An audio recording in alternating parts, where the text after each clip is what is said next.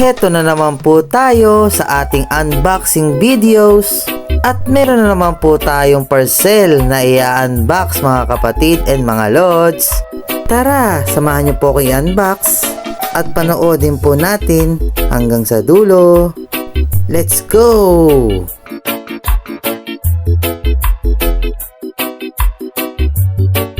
Umorder nga po pala ako na isang case tablet sa Shopee para sa Huawei MatePad SE.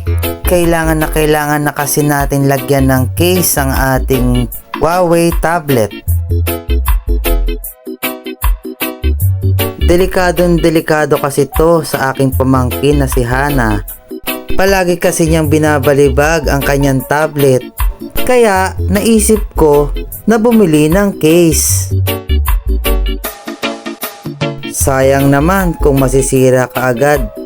Siyempre, hindi basta-basta yung presyo niyan. Tara, ilagay na po natin kung saktong-sakto ba o hindi ang kanyang lagayan.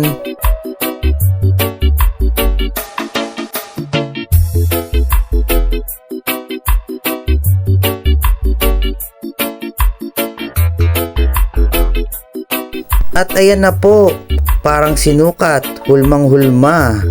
Buti na lang, saktong-sakto, hindi na sayang ang ating pera. Kinaganda dito sa case nito ay meron siyang shockproof. At kahit pa ibato-bato ng inyong mga anak or pamangkin, ay siguradong-sigurado na hindi masisira ang inyong LCD. Yan pa naman ang ating iniingatan sa ating mga tablet. Subukan na po natin.